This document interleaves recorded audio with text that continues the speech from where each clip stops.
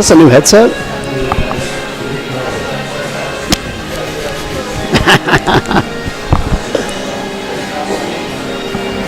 And we welcome you into the Sports Book of Charleston in North Charleston here for the Coaches Show with the head coach of the Bulldogs, Coach Brent Thompson, where we will talk all things Citadel for the next hour.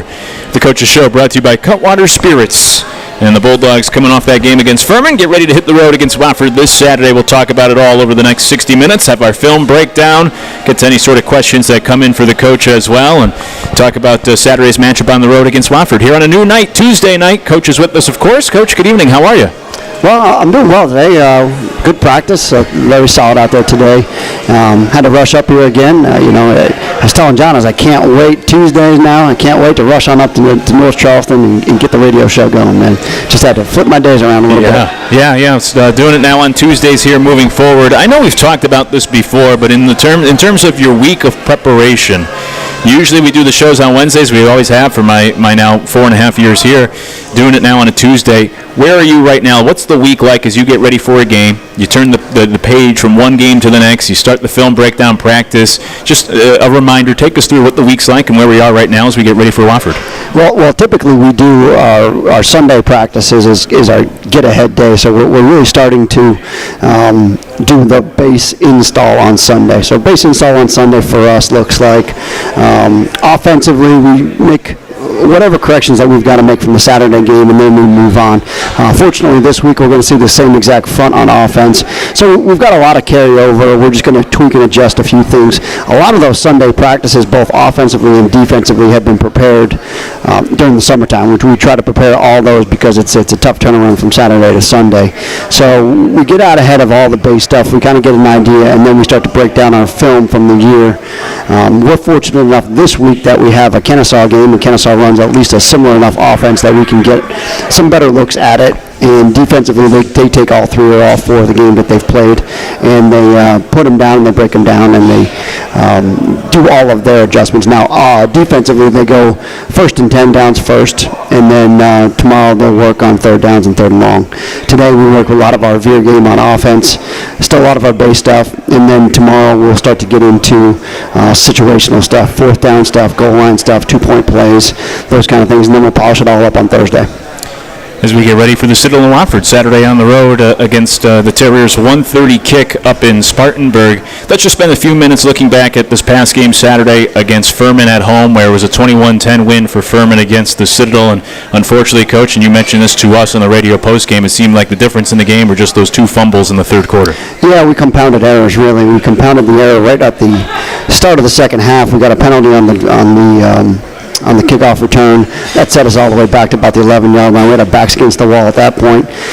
We drop a snap in there. We don't get the quarterback center exchange, and we lost it down. So now we're behind the chains there.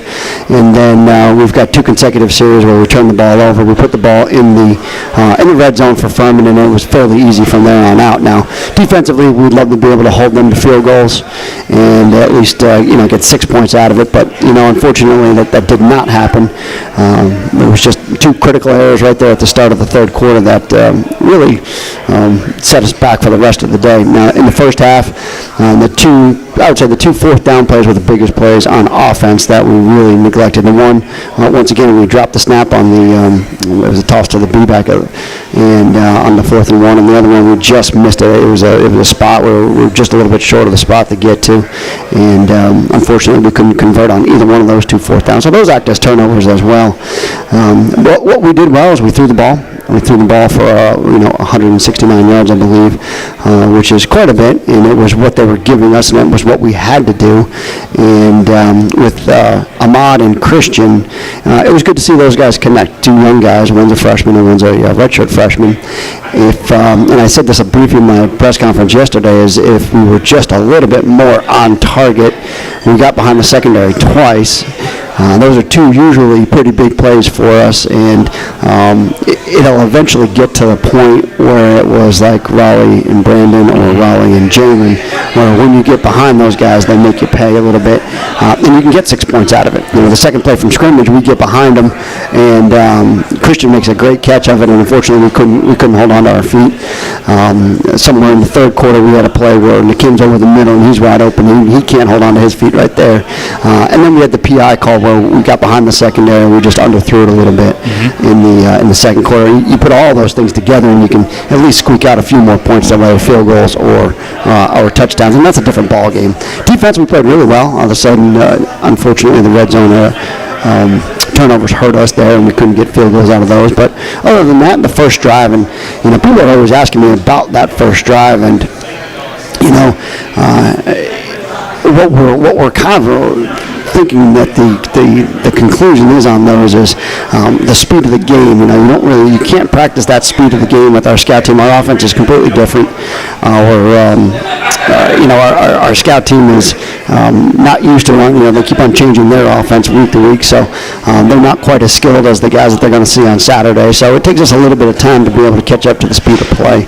But other than that, that first drive, we've settled in and played fairly well on defense. Yeah, I thought so too, and you covered pretty much everything there, but just a couple follow-ups. Number one, with the defense, as you said, defense played well Saturday. They've played well this year. You got an interception from both Destin Mack and Dominic Poole, your two corners, who have done a good job in forcing turnovers over the years. It must be nice to have those two guys. You got two stalwarts there at the cornerback positions that have done a good job for you. Especially Dom. I don't think Dom had been playing his best football up until that game. He had lost a little bit of confidence in there in the Mercer game. We had a couple guys inside of him there, and they ended up scoring on one of them. So he's got his confidence back. He kind of got where he was last year when he ended the year. When he had the Chattanooga game was a good game, the VMI game was a good game for him, and he was just playing with a lot more confidence. Now I think he's got some of that confidence back, and we're going to need it. We've got Western coming up, we've got Sanford coming up, we've got some really good passing teams coming up, VMI coming up that we've got to make sure that we're on point for. And then, of course, I have to ask about the quarterback. You did touch on it there in the passing game, but first career start for Ahmad Green, redshirt freshman, and other than a couple of those snaps early on, looked pretty comfortable, did a good job, as you said, in throwing the football, had a couple of explosive plays on the ground, through the air. So what did you think overall just of the young quarterback?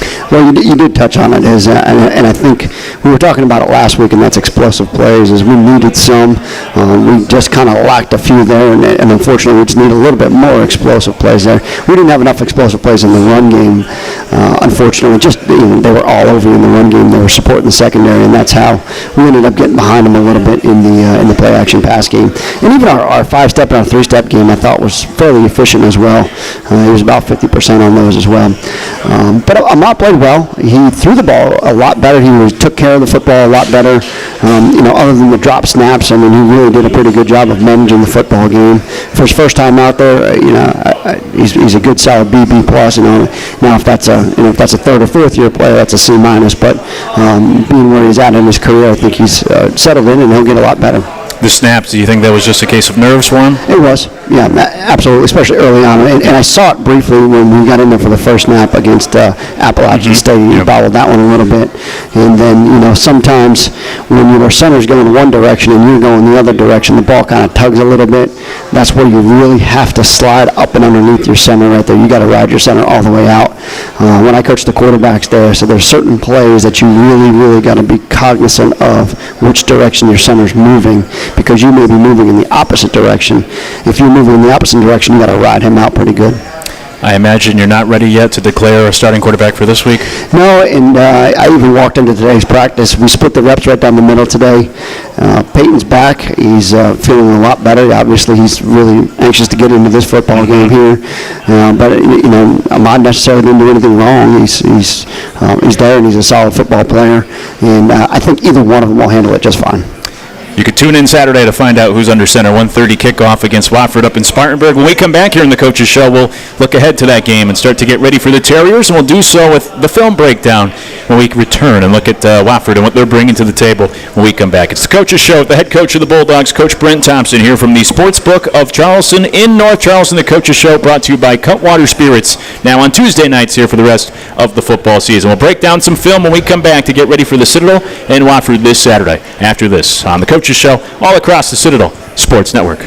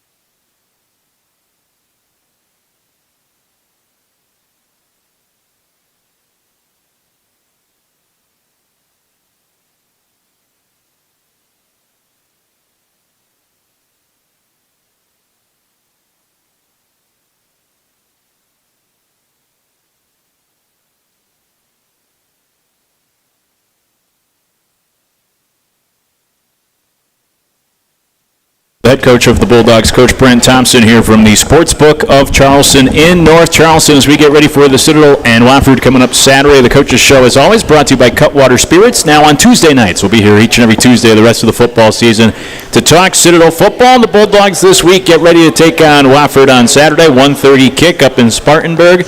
Coverage will begin on the radio side of things at 12:30, or come join us in person up there at Gibbs Stadium for the 1:30 kick. Wofford winless this year, coming off a loss against Sanford 28-14 this past week. And before we get to the film breakdown, as we always do, we'll look at some plays from Wofford's game this past Saturday. Coach, as we get ready for the Terriers here on Saturday, thinking back to last year's matchup with Wofford, that was one of the more exciting and fun games. The Citadel winning on Senior Day at home. You won 45-44 in overtime. We talked about Dominic Poole. He had the deflection from Peyton Derrick on the two-point play, and you guys got out of there with a big win last year at home. Yeah, that was a back-and-forth game, and really we dug ourselves a hole early on in that game. Another one of those situations, we went for it on fourth down right about midfield, did not get it, ended up going down by about 11 points or so, and then, finally started to claw our way back in. We had a couple of big plays there. We had the flea flicker for a pretty good yard to Raleigh, and then we were able to punch a few of them in. So pretty good offensive day for us. Not so great on defense, but we were able to create at least 2 turnovers. I know we had 1 fumble on the ground that actually gave us a short field where we were able to stuff it in. And then, of course, Dom's break up there. And I believe D. Mack may have had a break up or at least an interception in the end zone that was pretty big or right around there. But they had a pretty good day on offense as well. It was a back and forth. It was very entertaining. I'm glad we got the win out of it. And certainly here, I keep on telling those guys, this year, they're going to be hungry for this win. They're going to look at this one as one that they let get away from them last year.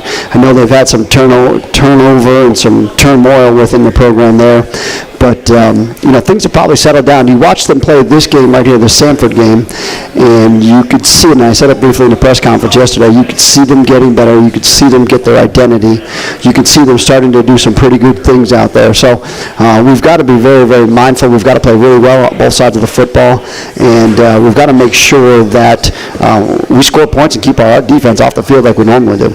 Well, I'll let you take us through it. This is the first plays here from Wofford, their game this past Saturday when they lost at Sanford 28-14. I'll pass it off. Coach, you break it down for us. So we've got about 6 plays. I got about 6 plays on the offensive side right here, and they're all kind of complements of one another, okay? So they're different formations. These guys, they like to play with 2 tight ends in the game. They play quite a bit with 2 tight ends in the game. So the one tight end is here. It looks like a wide receiver, but he's really a tight end. So this is a guy that's kind of playing that H-back Y position that a lot of people talk about. And then, of course, they got the one up top here.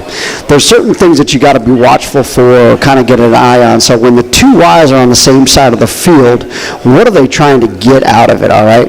Are they trying to get an extra gap? So what do we mean by an extra gap? So we know that there's an A gap, a B gap, a C gap, and then there's this D gap outside. We were talking about this last week.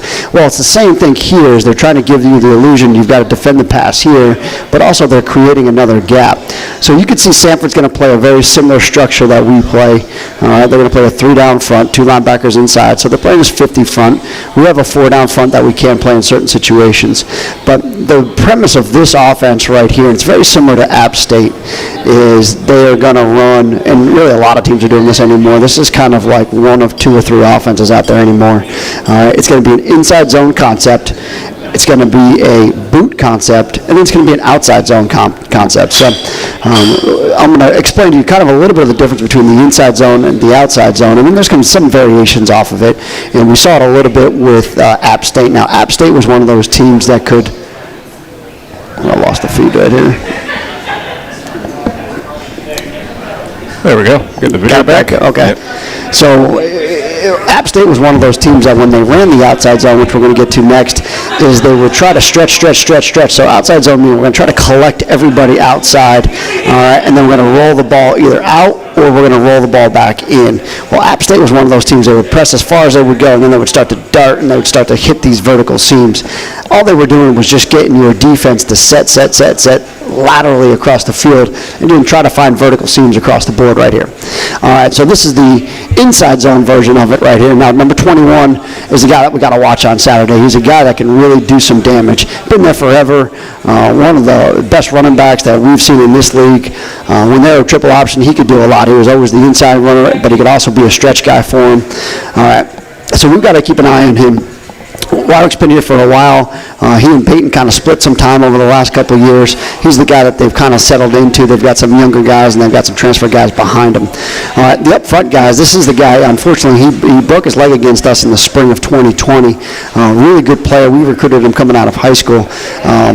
He's probably their best offensive lineman.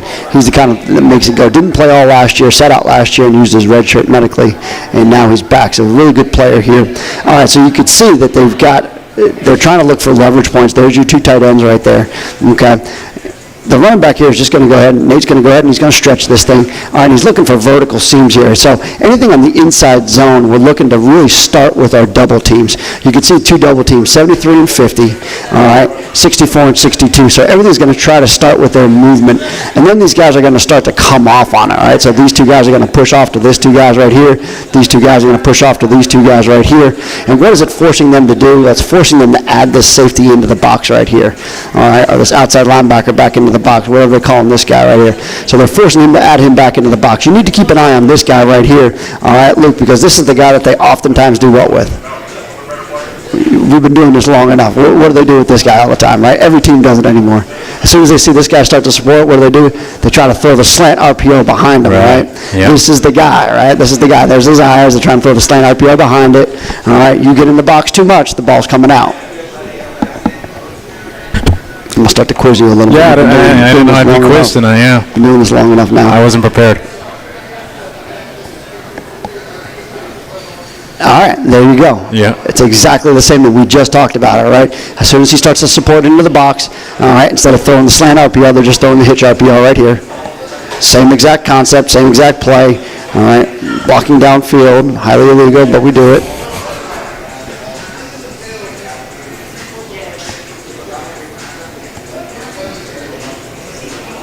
All right, so this is the next concept off of it. We just talked about that. So, but you can see everything else is going to say these two guys are going to push off. These two guys are going to double team. We're going to take it all the way over to here. These two guys are going to take it all the way over to here. And these two guys are going to take anything that shows off the edge right here.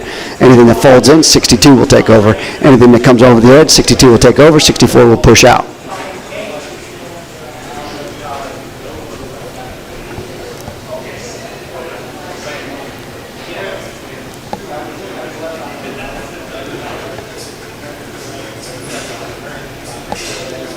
Okay, this is the next concept now. Mm-hmm. All right, next concept.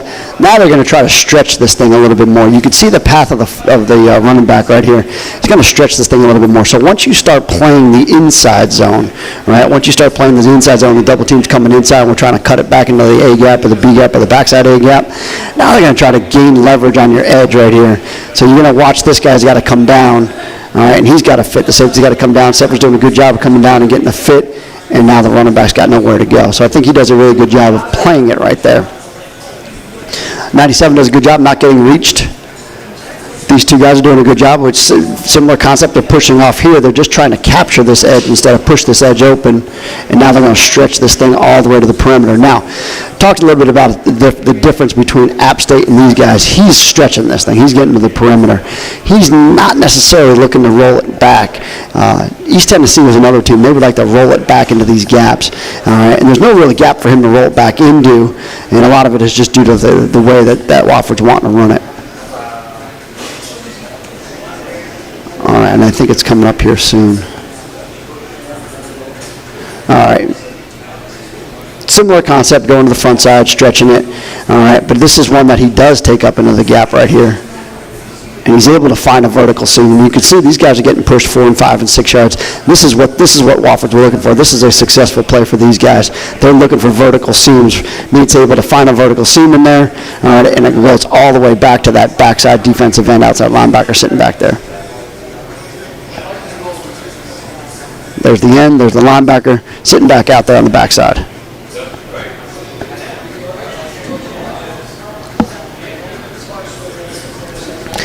as you can see, it's a much different concept than what we do. These guys are all big pushers. They're bigger bodied guys. They're trying to create lateral seams. We try to create a little bit more vertical seams in there. We're a lot more man gap.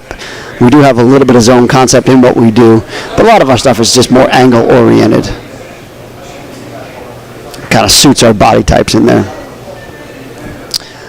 All right, I think we've gotten this. Maybe the last clip here I wanted to show you. Oh, I got one more stretch clip in here.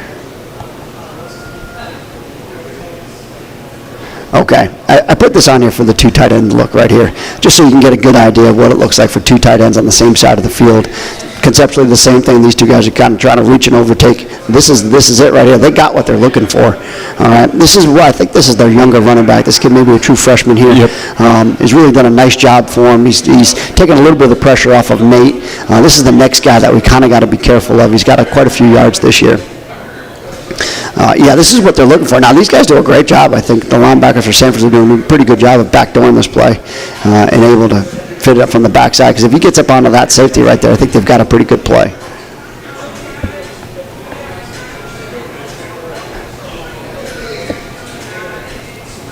All right, so there it is right here, the rollback. Okay, bigger splits. Trying to cut this thing back into a backside gap right there. Watch the centers pulling all the way around.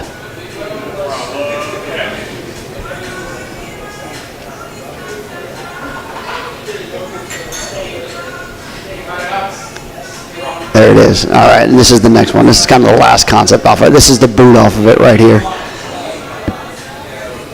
Hard to defend because you really got to defend the run here. You got to defend this outside zone call right here. They're firing the corner up and inside right there. They do a good job of protecting the corner inside. All right, and then they've got levels to them. And no matter what boot you're running, you're going to have levels to it. We've got the same concepts, just different ways of getting to it. All right, so they've got their over level right there. They got their under level, and then they got the high level. Now, the way that we typically would read it high to mid to low, all right, which is kind of what I think he's going back to. So this is they're going probably a little bit here first. We always want to look for this. This is always kind of the first thing to go to, the mid-range guy right there. All right, then the low-range guy, this guy's usually open. And then since they're running this as a comeback route back here, it's kind of the last-ditch effort. This is the one that's usually you can get him free because he's got the one-on-one coverage out there.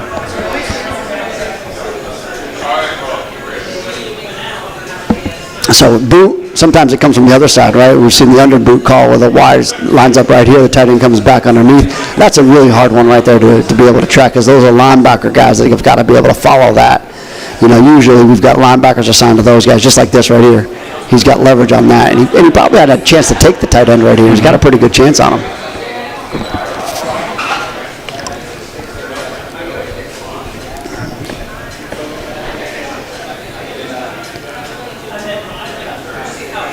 All right, once again, RPO in it, giving you a little bit of the same concept right here. Boot, RPO, boot concept right here. There's your boot. Same levels, same play. Got to defend it all.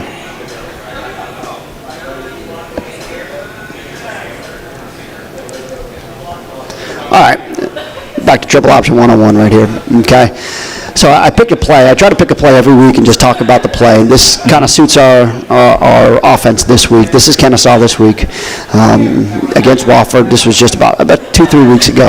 All right, Wofford's playing a 50 structure, very similar to what they played against us last year. They're a 3-down front, very similar to the last couple of weeks that we saw. Now, with these guys, the secondary guys are what you got to keep an eye on. And I talked last week about the play action, right? So we're always kind of looking about where the play action comes from. Play action comes from your support, right? So who is the guy? I always tell our quarterbacks, who is the guy that's supporting that shouldn't be supporting? Well, you got to find that guy. That's the guy that you got to keep your eyes on. So it's no different than an RPO for us. It's just a predetermined RPO. So we can get guys open just based upon our run game as long as we find the right guys that are supporting. All right, so this is what's called a midline. This is just midline. We talked about midline triple option, all right? This is the base version of this play, which is midline double option. Sometimes we call it quarterback lead, quarterback ISO, all right? So we tell our quarterbacks on anything midline that we're going to read. We're going to start our read with anything from the A-gap out. All right, so they've got nothing in the A-gap all the way until they hit this 4 technique right here. All right, so that's where we start our read with. So anything here, the zero technique doesn't count for us. So we've got to take care of these two linebackers, this guy, read this guy, and we're going to block this guy. So he's going to block number 2 on the line of scrimmage right there. We're going to read number 1 right here. We're going to load our A-back back inside, all right? You load your A-back back inside. And this guy right here, he's going to be responsible for anything in the A-gap to the backside backer, okay? This guy's going to take care of the backside B-gap, so what we call this is a scoop or a shoe shine. All right, we're going to shoe shine this guy. We're going to get him up. All right, we're going to scramble him as best we possibly can. The fullback, he's got an option here, all right? These guys run it with a little bit more of a heavier ace call inside, so these guys are really hammering this gap out a little bit. You can keep that a little bit more front side. Sometimes you can run it where you give them a backside go as well. So the nose moves this way, we slide the B back to the backside gap. Nose moves this way, we slide the B back to this gap. These two guys will be responsible for your A gaps inside, all right, so you're protected, well protected there. This guy squeezes tight, the quarterback will take it, and he's a B gap runner now, okay? The backside A-back, he will get all the way to the heels. We're going to try to sell this as toss or veer. All right, we're going to try to get this thing all the way to the heels of the B-back, and then he's going to insert. He's going to take anything that folds. Sometimes corners fold in, sometimes safeties fold in, sometimes backside safeties fold in. All right, so I'm going to show you the complementary plays, the couple midline plays, and then the complementary play action to it, because you see the safety start to fit, and they get them on a little bit of a vertical call with the A-back right here. All right, I told you they're a little bit more heavy to the A-gap. He's covering the backside A-gap. He's covering your backside B-gap right here. Watch your play side A-back does a pretty good job of getting in there. Now, the read key, all right, you can see right here, he's not closing to the fullback. All right, he's not closing to the fullback. He's just sitting there as that tackle works out to the 9 technique right there.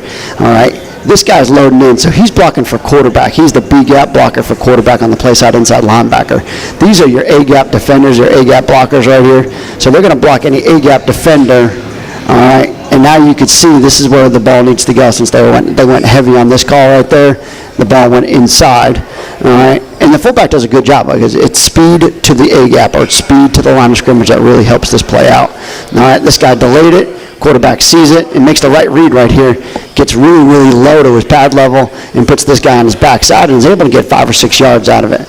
Pretty good play for this defense. All right. You can see they're a pretty physical bunch. These guys are no slouches. They know what they're doing. This guy's a pretty physical bunch. That's a pretty good offensive lineman that dude's taking on right there. You know, we used to be able to, back in the good old days, we used to be able to cut this guy last year in the good old days. We'd always saw off his inside leg, saw off the inside leg right there. All right, but right now is we've got to stay above board here. Mm-hmm.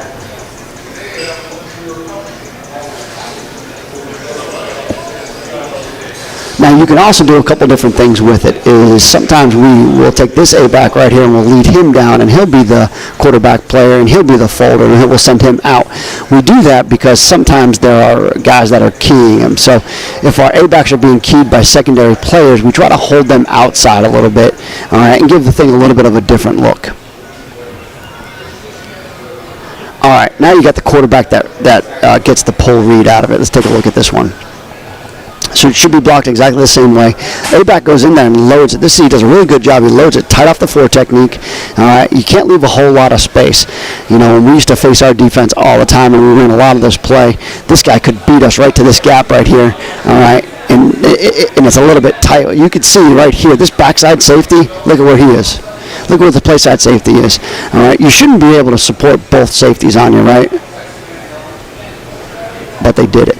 Okay, now, backside guard right here, he's responsible for the backside linebacker and the backside A-gap. All right, you got to wash this guy all the way across the formation, across the field, so the quarterback has a spot to go to right here. Once again, a lot easier when you're able to cut this guy. All right, we would tell this guy to take an angle through the heels of the nose guard, and we would cut this guy right about here. Best one to ever do it, Kyle Weaver. Kyle Weaver could stay low. Kyle Weaver could bend, and he would cut this guy right here, and he had such strength about him that he would always clip a piece of this backside backer on this play. And he made a living out of cutting these backside linebackers right here, and it's gotten more and more challenging.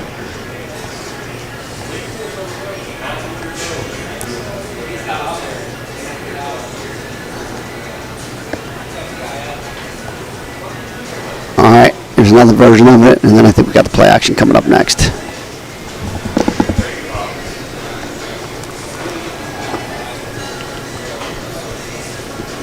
same thing here. You could see that they're keyed in.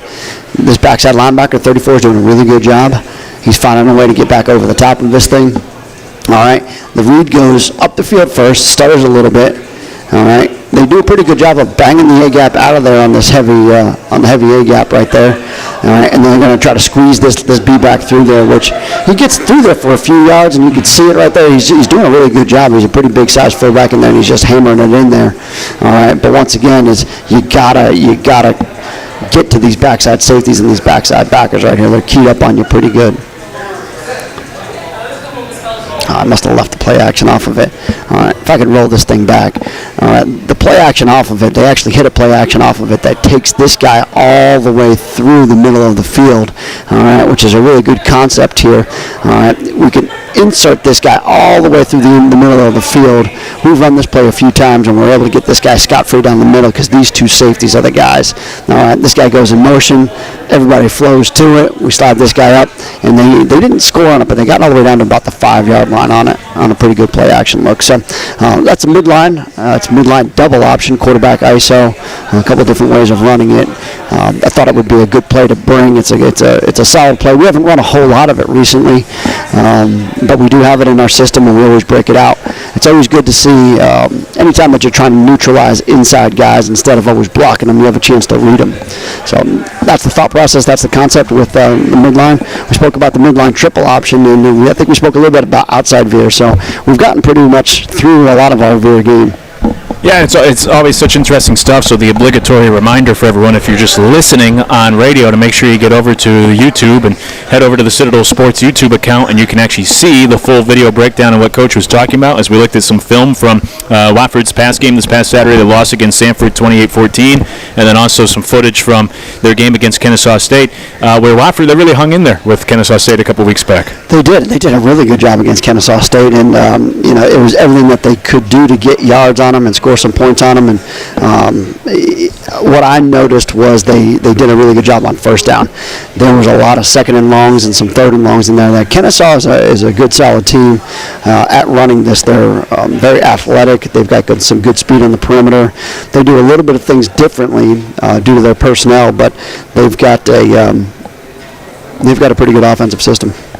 Well, the Bulldogs will take on the Terriers coming up this Saturday. We'll continue to get ready for it and break down that matchup when we return here for the Coaches Show with the head coach of the Bulldogs, Coach Brent Thompson, from the Sportsbook of Charleston in North Charleston. The Coaches Show brought to you by Cutwater Spirits. We'll continue to preview Saturday's matchup between the Citadel and Wofford when we come back after this all across the Citadel Sports Network.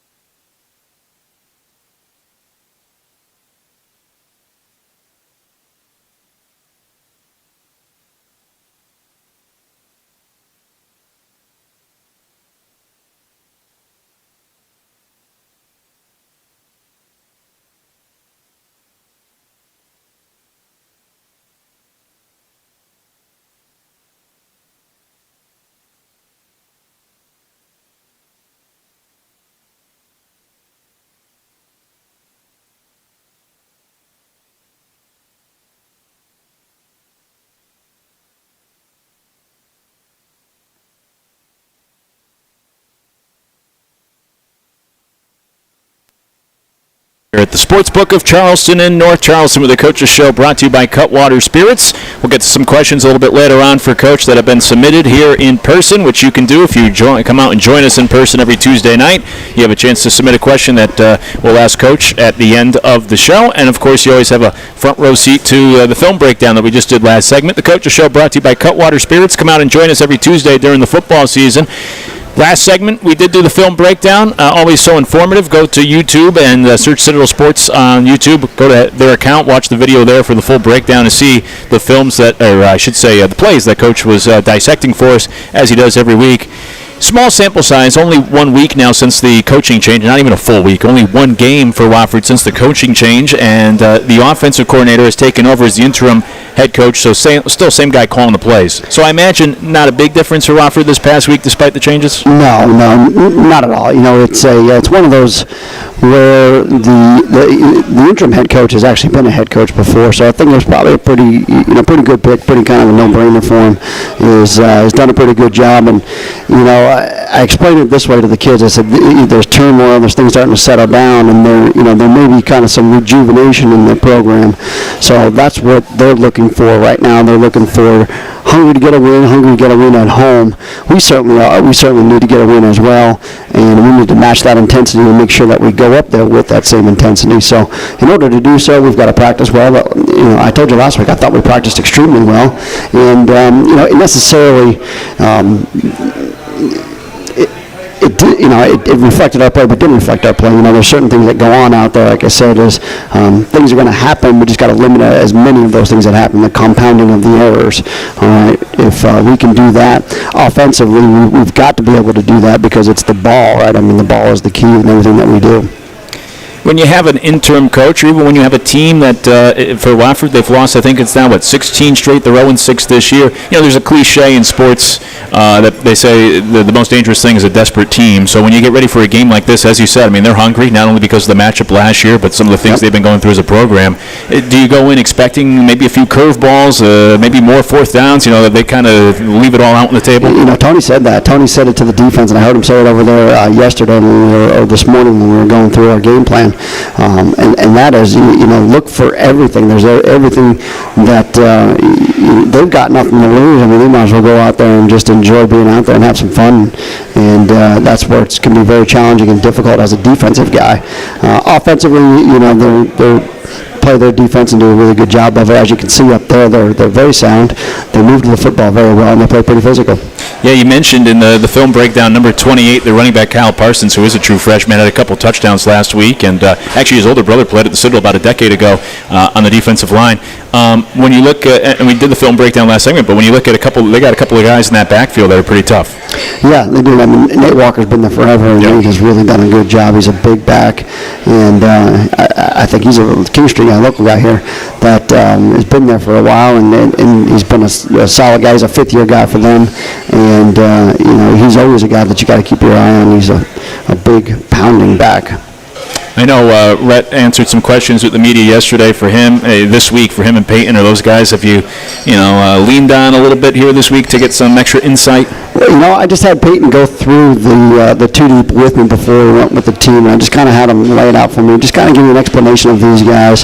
What are their attributes? What are their strengths? What are their weaknesses? And Peyton had a pretty good breakdown of it. He was very honest with them as far as, he's very, very good at this. This is where he kind of needs to work on, those kind of things. And then the same thing with Rhett. Rhett came in and did a little bit of a different job because he played with a lot of those guys, so understood it more from a football knowledge standpoint. And we talked about Appalachian State for both Peyton and also even Brian Horn, that going into that game, maybe it means a little something extra. So you mentioned it in the open tonight, but I'm sure for those two guys to be able to go back and play against Wofford, this is a special week for them as well. Yeah, I think it's going to be hard. It's going to be hard for Rhett and Peyton both. They spend a little bit more time at Wofford than Peyton did at App State, and of course they're graduates of there, and they're going home. So it'll be interesting for them. I know they'll be excited for it. I don't want them to get overexcited or too geeked up over it, which I kind of felt that way with Peyton when we went into the App State game, but I needed to keep it a little bit under wraps a little bit. Last week we talked about going into this past matchup Saturday, Furman with the big rivalry, big opponent. Well, here's another one now in Watford where, as we always say, depending on who you talk to in the Citadel fan base, they feel stronger about a different team or a different rival. So now you go from Furman, you get Watford here on the road, and it's another one of these games that, every game means the same in the conference, but when it's the Citadel and Watford for a large portion of the fan base out there, this is a very important one. Yeah, this is a big one. I've always considered this one a pretty big one as well. Of course, Furman, I do probably is the most for me. But Wofford, just because of the historical matches, I say this every year that we play them, is that we've had such, like the game last year, we've had such the back and forth. And I'll always remember the first time that we were up there in 2014, and we just came up, like I would say, just the tip of the football short of scoring a final touchdown right there. And we hadn't beaten them in 14 or 15 years at that point. And I just stayed in the booth, and I stayed in the booth. I didn't want to come out of the booth. I was distraught. I was heartbroken over that one because I thought we had finally kind of gotten over the hump there in 2014, and that was a really good back and forth game as well. So I can remember just about every single Wofford Citadel game over the last 7 or 8 years. Yeah, and there have been some good ones. The Bulldogs have won the last 2 matchups. What is it like going up there playing at Gibbs Stadium with the way that the program is? The attendance has been down for Wofford this year, but what have your experiences been other than that one in terms of going to Gibbs Stadium and playing the Terriers? It is, but it's always been a fairly quiet environment, is even when they're doing well. And it's not necessarily that they don't have the fans there. They're kind of spread out. They don't necessarily sit in their stands. It's a big, wide open space there. We've always had a pretty good turnout up there. Our Greenville crowd really shows up for that one. So it's always been nice on our side. We've even had our core there a couple times. In 2016, I think we had our core there, which was a really good, we won up there that year, which was really a nice win for us up there. But the accommodations are great. I think the field surface is as nice as it gets. It's a natural feel. They do a good job. The Panthers are there. And I always joke about this is in the locker room, it's a really nice visitors locker room, probably one of the best in the conference. But everything is built for like NFL players. So like I walk up to the sink and I have to like reach over. It's like right at my chest level. Like I can barely reach the shower in there. I mean, it's massive. And these things are built for giants in there. But it's a nice place to come visit. I don't mind going up there at all. Bulldogs will be heading up there Saturday. 1:30 kickoff coverage will begin at 12:30 all across the radio, or come join us. There is always, as Coach said, a great group of Citadel alum and fans in the upstate that come out to that game, and it's not a far drive from Charleston either if you want to come out and see the Bulldogs on the road with, I imagine, plenty of tickets available Saturday. 1:30 kickoff for the Citadel and Wofford. When we come back in the Coaches Show, we'll put the finishing touches on getting ready for that matchup, and of course we will get to the questions that have been submitted for Coach tonight and cover a wide array of topics before we get out of here tonight. It's the Coaches Show with the head coach of the Bulldogs, Coach Brent Thompson, from the Sports Book of Charleston in North Charleston. The Coaches Show brought to you by Cutwater Spirits. Wrap things up when we come back after this all across the Citadel Sports Network.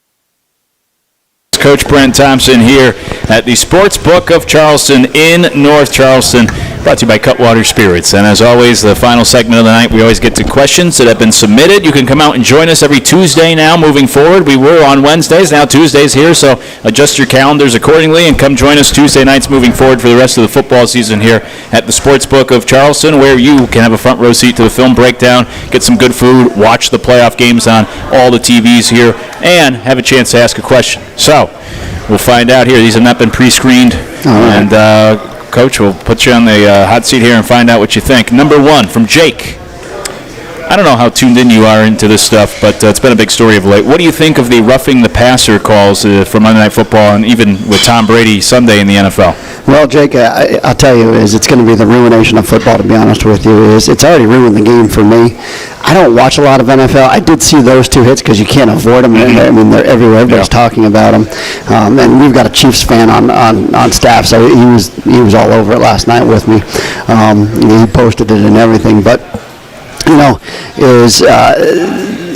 the standard, we don't even know what the standard is. Like, that was a strip sack last night. Yeah. Like, is the guy not allowed to be tackled? Can we not get the ball out from the guy? This has gotten ridiculous. And Tom Brady, he took offense to it, which is a little bit bizarre, too. It's like, I didn't know, like, you couldn't really tackle him hard either. What made this game so great was the violence that was involved in the game. And I understand. I mean, we've got to evolve a little bit. But to be honest with you, we've taken this over the top, man. I mean, this has gotten ridiculous. You always hear me complain. I mean, I've got the blindside blocks, we've got the targeting and the roughing the pass. I mean, all these things they're there to. I understand that they're there to make sure that the game continues on and for the safety of players, which I get. It's just kind of the way that they're enforced at times. They're haphazard at times. That you don't know where that standard is. It goes from guy to guy. I asked the guys on our sideline, I mean, if they have open hands, hitting them with force. I mean, I got to the point where, I said, Joe, I mean, we can't even hit anybody with force anymore. I said, if you knock a guy down, that's a blindside block. Well, am I going to catch him? Am I going to leave him up? I mean, it's absurd. The whole point of the game is to knock the other guy down. We can't cut block the guy anymore, but it's gotten out of hand, and I don't watch a whole lot of football because of it anymore. I find it to be sickening. Just like we watch the same offense, right? I've watched the same offense 3 to 4 weeks. We prepare for the same offense. Yep. Fun ran a similar offense. App State ran a similar offense. The game has gotten boring, bland, and stale, and there's no variety in any of the offense in the NFL. And here we go. All right? Now you can't even throw the football. Yeah. Yeah, it's true. You can't tackle the quarterback anymore. You got to be careful. Next, from Natasha. From your experience, what makes a football player excellent? Number one is football IQ. There's a lot of good athletes out there. There's a lot of good athletes that really just can't play football. They don't understand space. They don't move well in space. And they don't have a great understanding of how the game works. And right now, the game is so complex. There are so many different things. I mean, you're seeing this offense out here, right, that you've got to defend the run and the pass all at the same time. Now, that takes a lot to process for one individual. We've got some really good athletes in the program right now that they need to do a better job of processing football and seeing and going. So you've got to be smart. I mean, the old adage of being a rockhead to play football is there may be some certain positions that you can play that in, but anything really from the linebackers back, you really got to be challenged. Other than football, what sport would you coach? Golf. That's a good one. No doubt about it. Golf is, it seems like a great sport to coach out there. Not very good at it, but would certainly love to be out there coaching it. Well, what do they say? Those that can't teach. Right. So similar for golf. With the success of the passing game against Furman, is there a plan to run more pass plays moving forward? Well, I tried to explain it a little bit earlier to you, and that was that the success of the pass was all due to our run game, right, as they were going to not let you run the football. So I was going to bring in a couple pass clips. Maybe I'll bring in a couple pass clips from last week now that you brought that up. But there's areas of the field that you know that you can work based upon their support, right? We were just talking about it with Kennesaw. As soon as we saw the safety support, boom, we knew we were going to this. As soon as we saw the corner support, we were going to this. So the play-action game, that's where the majority of our yards came from. Now, the intermittent passing game, I do have a little bit more confidence in our quarterback that he can read it and throw it. But once again, is that we knew what we were getting. Is if you don't know what you're getting each week, I mean, we're certainly not going to be Sanford out there because they don't know what they're getting each week. But they spend 80 minutes in Skelly a day, I'm sure, where we spend, 60, 70 minutes a day in the run game. So you'll see a lot more of it if it's what's going to get us there. But the one thing that you got to be careful of is you don't want to let it consume your offense and overtake your offense, because then you lose your identity and you have no identity. All right, so you've got to have this run game identity, or Sanford's got their pass game identity. Some people claim to be balanced, but there's still some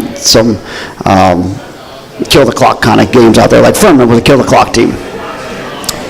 A couple other ones that were good as well. I'll save them. I'll come back to them next week because there was a couple good ones there at the end. Sorry, I went on long in there. I went off my NFL rant. I think is what it was. No, it was good. I always, poor clock management on my part. I always want to save more time than I end up doing for the last segment for all these questions. We'll be better next week when we're back here next Tuesday. Coach, as always, appreciate the time. Wish you the best of luck Saturday against Wofford. Thanks, man. Appreciate it. 1:30 kickoff against Wofford Saturday up in Spartanburg. Coverage will begin at 12:30 on the radio side of things here locally. We'll be back here next Tuesday to break it all down with the head coach of the Bulldogs, Coach Brent Thompson, here at the Sportsbook of Charleston, located in North Charleston, with the Coaches Show brought to you by Cutwater Spirits. The Citadel Wofford, Saturday at 1:30. We'll see you back here Tuesday, same time next week, all across the Citadel Sports Network.